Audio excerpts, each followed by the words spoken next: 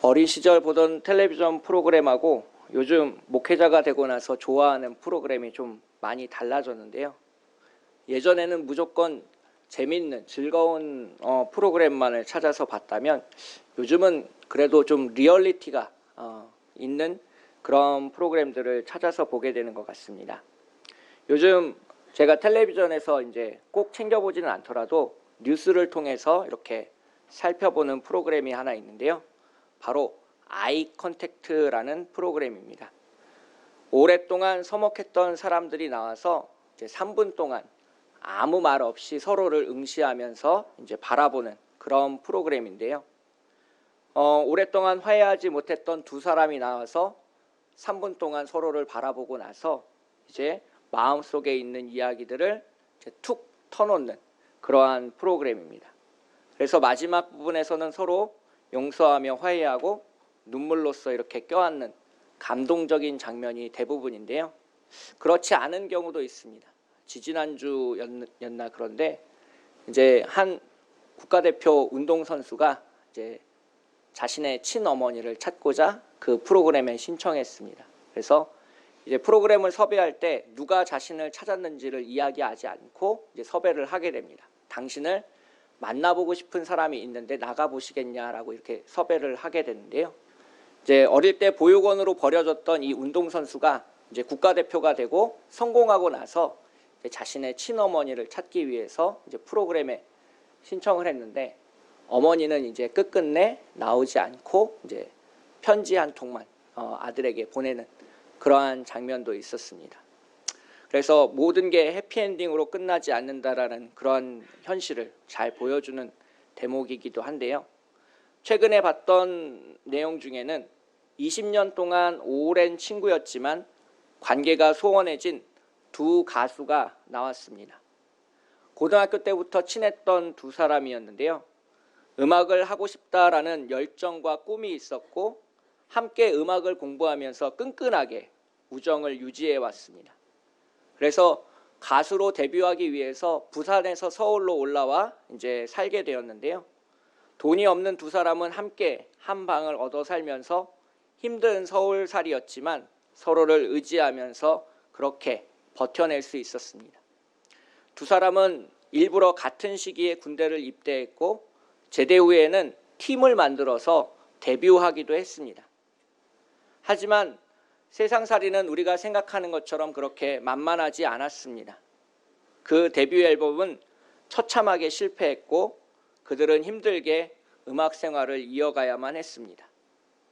그러던 둘의 관계는 어느덧 서먹해져 버렸고 20년 동안 매일 얼굴을 마주하던 사람들은 최근 3년 동안 서로 안부를 묻는 전화조차 하지 않을 정도로 거리가 멀어져 버렸습니다. 방송 인터뷰에서 한 가수는 우리 사이가 언제부터 이렇게 됐는지 잘 모르겠다라고 고백할 정도로 답답한 마음을 토로했었는데요. 두 사람은 가림막을 두고 서로를 마주했고 그 가운데 있던 가림막이 올라가고 나서 3분 동안 아무 말 없이 서로를 바라보았습니다. 3분이라는 매우 짧은 시간이었지만 두 사람에게는 매우 버거운 시간이었습니다.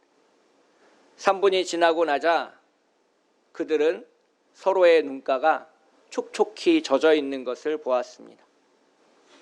지나간 과거를 떠올리며 추억을 회상하고 서로에게 말하지 못했던 자신의 마음의 상처를 돌아보며 눈물을 흘렸습니다. 3분이 지나고 나서 그들은 그 자리에 계속 남아 있을 것인지 아니면 자리를 떠날 것인지를 결정하게 되는데요. 두 사람은 각자 그 자리에 계속 남아서 언제부터 우리의 관계가 꼬였는지를 되짚어보는 시간을 가졌습니다. 아주 긴 이야기가 오고 간 후에 그들은 서로를 용서했고 함께 우정을 나누었던 친구의 자리로 돌아갔습니다. 용서의 기쁨을 두 사람은 누릴 수 있었고 그 마지막은 해피엔딩으로 끝나게 되었습니다. 오랫동안 잘 알고 있지만 관계가 멀어지는 일은 우리의 삶에 매우 자주 있는 일입니다. 서로를 미워하면서 관계가 멀어지는 때도 있는데요. 그렇게 미워하면서 관계가 멀어진 사람이 가족이라면 우리는 매우 힘들고 어려운 시간을 보내기도 합니다. 마음속으로는 용서해야 된다는 것을 알고는 있지만 실제로 그것을 실천하기에는 매우 어려운 일입니다. 오늘 우리가 읽은 성경 본문은 요셉이 자신의 형들을 용서하고 화해하며 기쁨을 함께 나누는 장면입니다. 17살에 애굽의 노예로 팔려가서 수많은 고난과 어려움을 겪고 애굽의 총리가 될 때까지 요셉의 인생은 참 파란만장했습니다. 요셉은 성공했고 자신의 앞에 있는 형들은 양식을 빌리기 위해서 찾아왔습니다.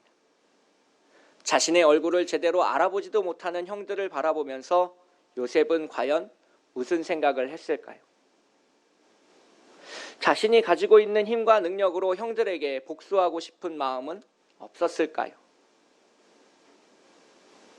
하지만 요셉은 그 형들을 용서하고 아버지 야곱과 형제들을 애굽으로 초청합니다. 우리는 본문을 읽으면서 요셉이 참 대단한 사람이다라는 생각을 하게 됩니다. 자신을 비참하게 만든 형제들을 용서한다는 것이 쉬운 일이 아니기 때문입니다.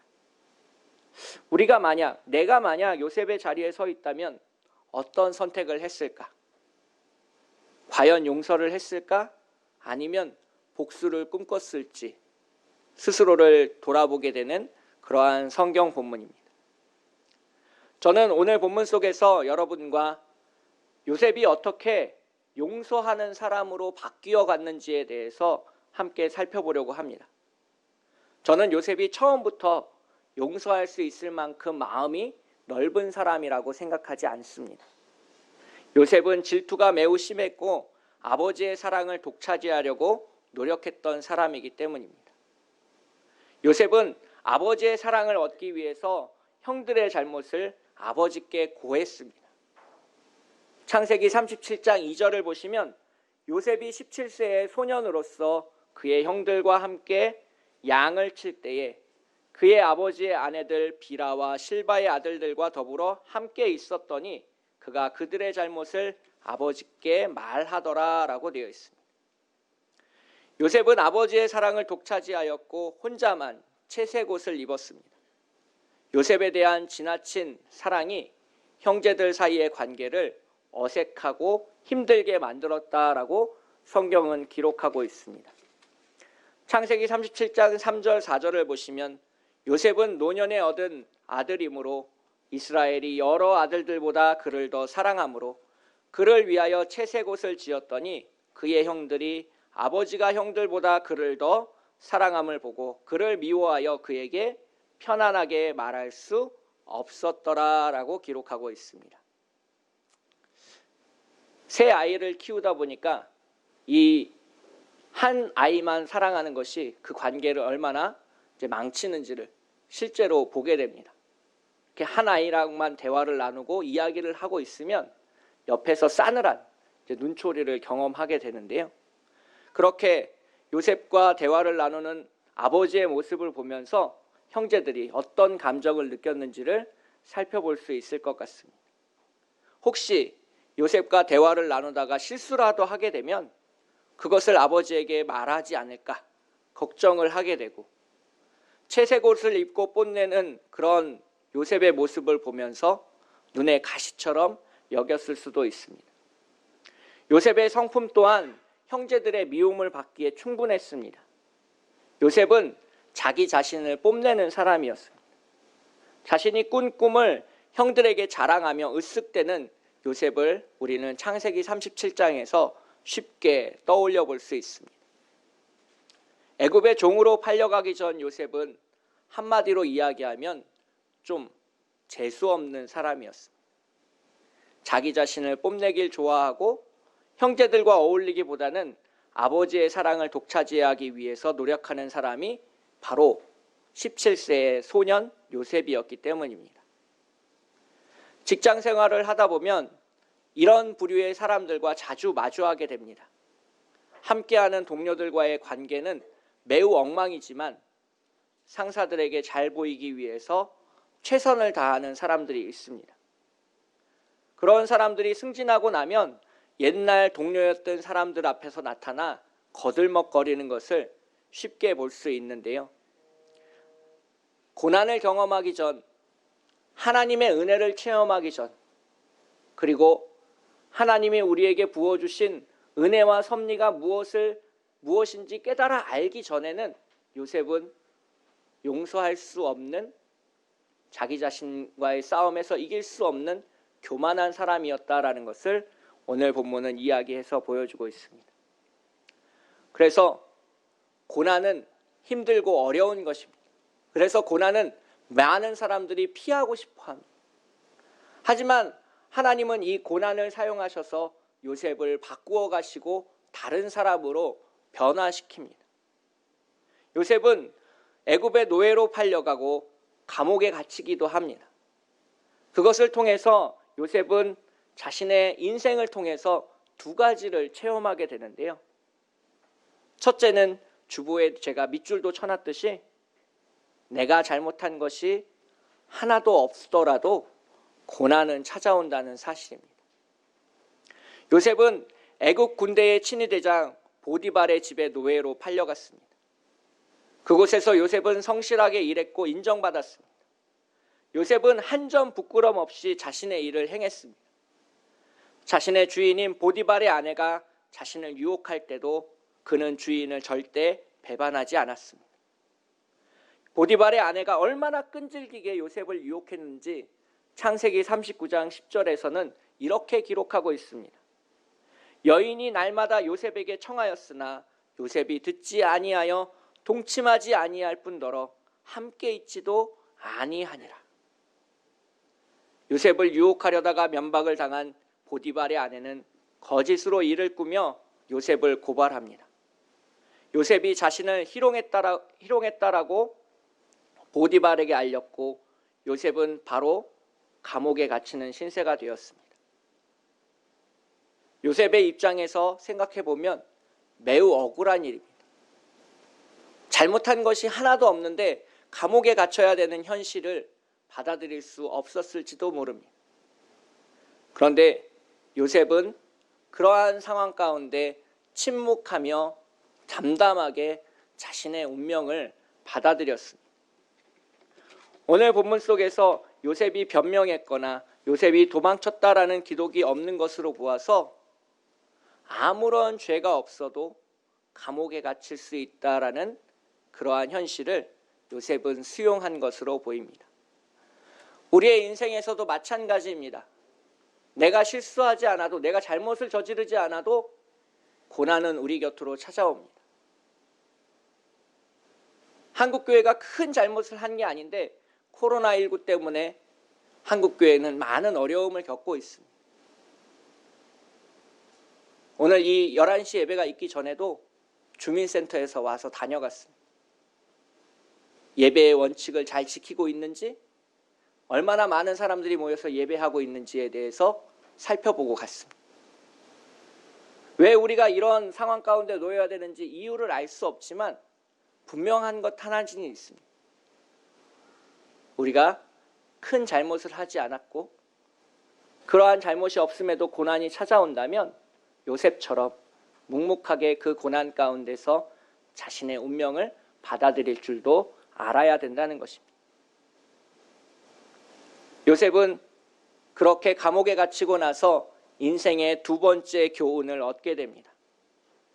두 번째 교훈은 제가 주보에 밑줄도 쳐놓았듯이 다른 사람에게 은혜를 베풀어도 그것을 자신에게 돌아오지 않을 수 있다라는 것을 배웠습니다. 감옥에 갇힌 요셉은 왕의 술 맡은 관원장과 떡 굽는 관원장의 꿈을 해몽해 주었습니다. 요셉은 술 맡은 관원장에게 미래를 예언해 주면서 다음과 같이 간절하게 부탁했습니다.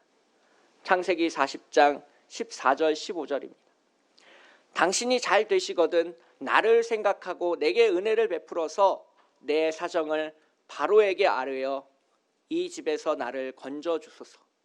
나는 히브리 땅에서 끌려온 자요 여기서도 옥에 갇힌 일은 행하지 아니하였다라고 간절하게 부탁했습니다. 실제로 술 맡은 관원장은 요셉의 꿈풀이처럼 3일 만에 감옥에서 풀려났습니다.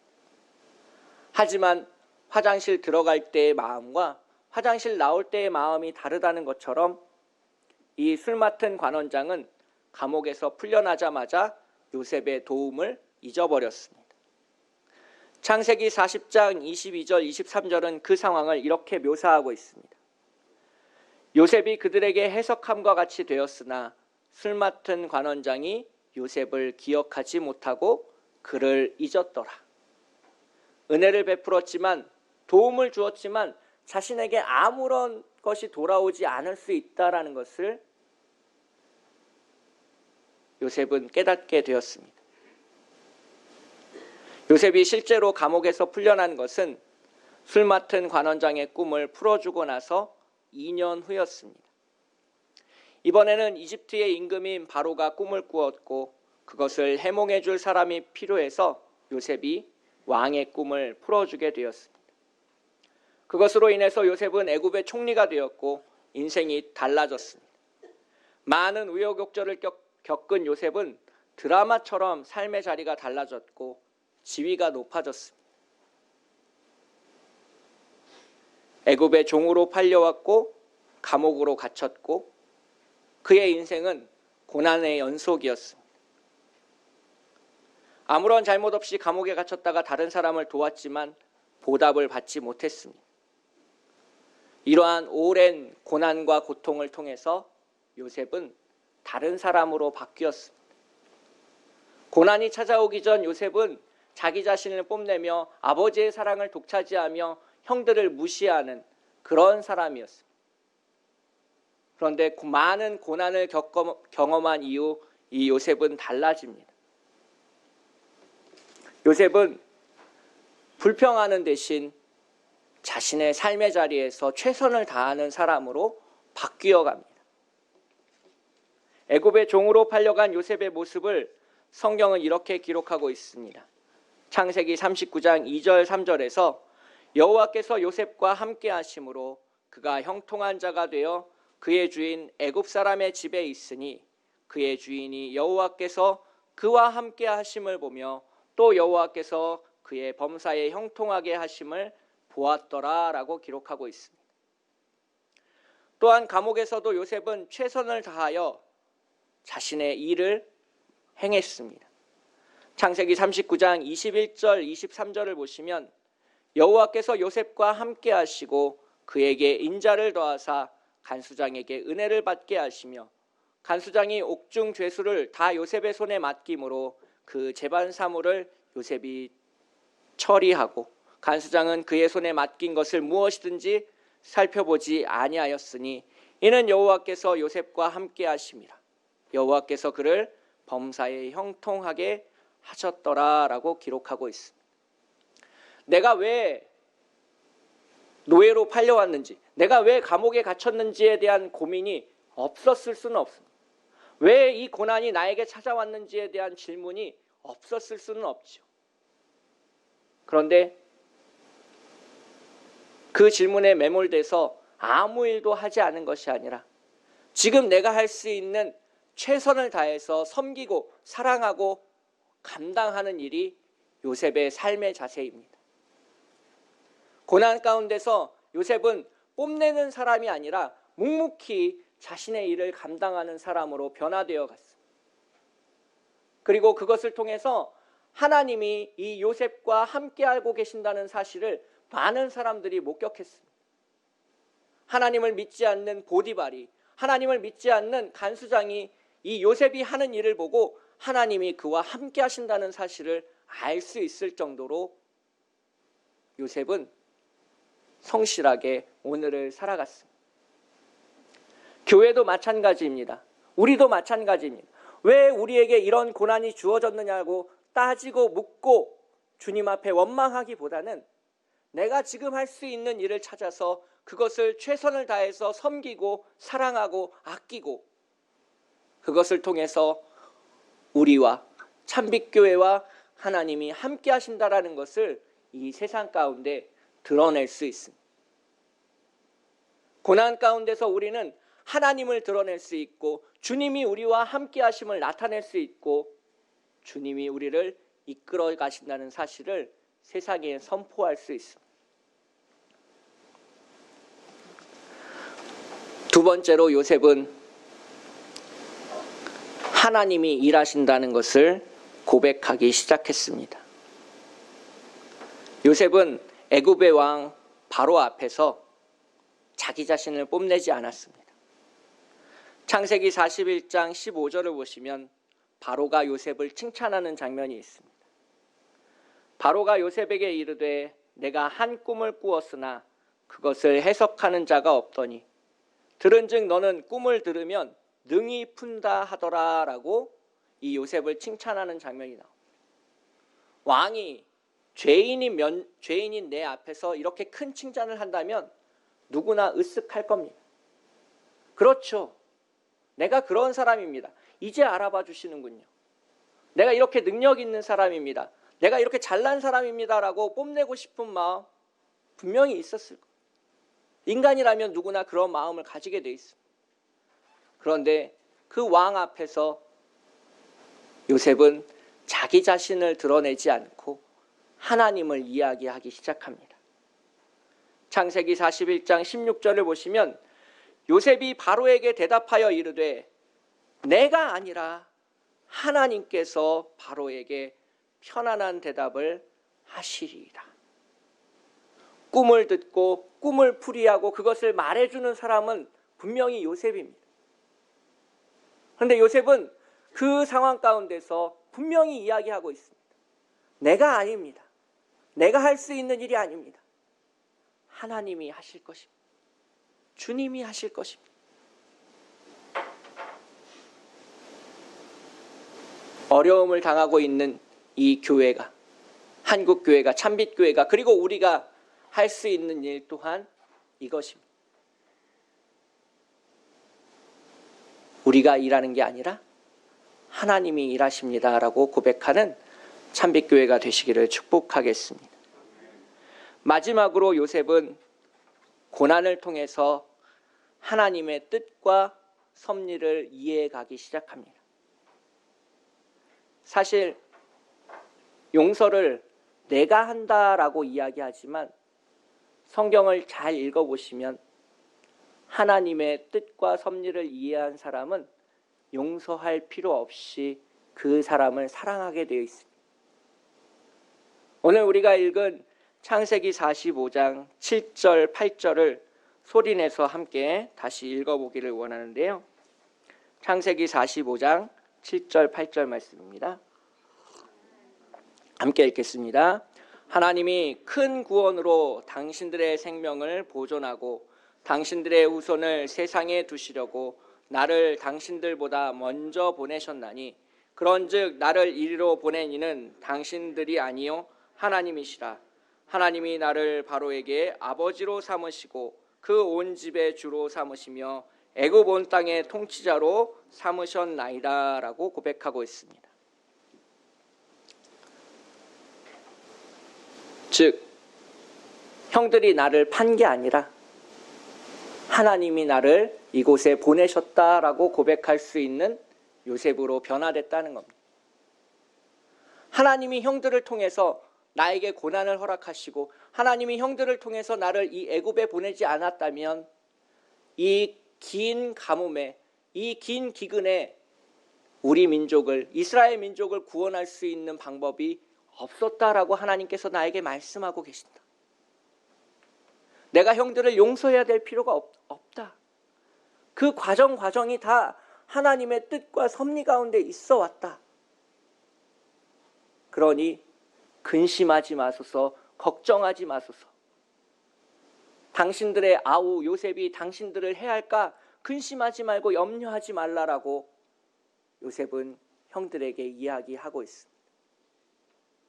내가 당신들을 용서하는 것이 아니라 하나님의 섭리 가운데서 우리의 일들이 그렇게 벌어졌으니 이제 서로 용서하고 서로 기뻐하고 서로 하나가 되어 한 자리로, 기쁨의 자리로, 삶의 자리로, 감사의 자리로, 고백의 자리로 나아가자라고 요셉은 이야기하고 있습니다.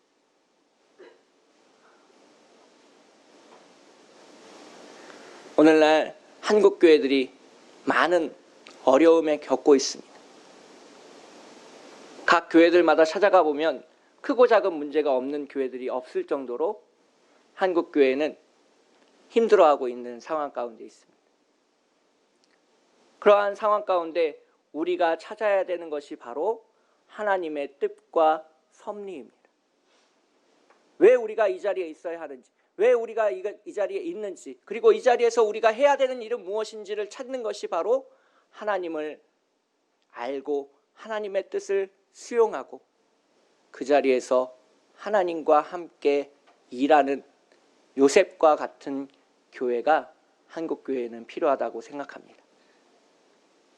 내가 아니라 주님을 고백하고 형들을 용서하는 것이 아니라 하나님께서 그렇게 하셨으니 우리 다시 하나가 되자라고 말할 수 있는 그런 요셉. 고난의 이유를 찾는 것이 아니라 그 가운데서 묵묵히 우리가 해야 되는 일들을 찾아서 행하는 요셉. 그 요셉 같은 교회가 한국 교회를 다시 일으킬 것이고, 그 요셉 같은 그리스도인들이 참빛교회를 그리고 교회를 다시 일으킬 것이다 라고 저는 믿어 의심하지 않습니다. 오늘 본문 가운데 요셉은 다시 형들과 재회하며 그리고 아우인 베냐민을 맞이하며 기쁨의 눈물을 흘리는 것으로 끝나고 있습니다.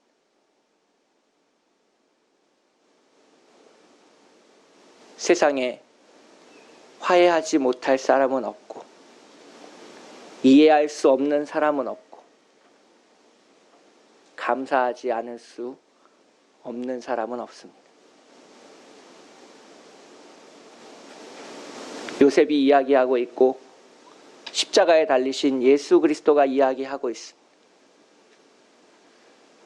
십자가에 달리신 예수 그리스도께서 가장 간절하게 이야기하는 것은 하나님 저들을 용서하여 주시옵소서.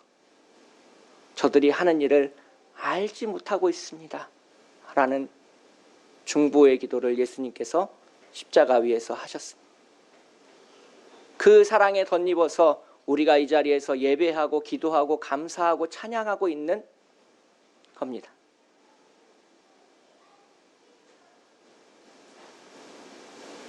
우리가 누군가와 소원하다면, 관계가 깨져 있다면 오늘 본문 가운데서 나타나는 요셉처럼 우리가 바뀌어서, 우리가 달라져서, 우리가 연단되어서 하나님의 사랑을 전하는 통로가 되어 보시는 것은 어떻겠습니까? 함께 기도하겠습니다. 사랑과 은혜가 풍성하신 하나님 아버지, 주님의 은혜 가운데 오늘을 살고 있지만 감사하지 못하고 불평하는 우리의 모습을 되돌아보게 됩니다. 왜 우리에게 고난이 찾아왔는지, 우리에게 많은 어려움이 찾아왔는지 질문하기보다 주님과 함께 일하게 하시고 하나님이 일하시니 나도 일한다라고 말하는 예수님의 말씀처럼 오늘을 살아가게 인도하여 주시옵소서. 내가 용서하는 것이 아니라 하나님의 섭리 가운데 우리가 함께 있었다라고 고백하는 사람이 되게 하시고, 아버지 하나님, 우리를 힘들게 하고 우리를 어렵게 하는 아버지 하나님 사람들로부터 우리가 함께하고 용서의 기쁨을 나누는 공동체가 되도록 인도하여 주시옵소서. 고난을 통해서 우리를 빚어가시고 십자가를 통해서 우리를 예수 그리스도의 형상으로 바꿔가시는 하나님 아버지, 우리에게 찾아온 알 수 없는 이유 없는 고난 가운데서 하나님의 뜻과 섭리를 발견하게 하시고 하나님과 함께 일하게 도와주시옵소서. 거룩하고 아름다우신 우리를 사랑하시는 예수님의 이름으로 간절히 기도합니다. 아멘.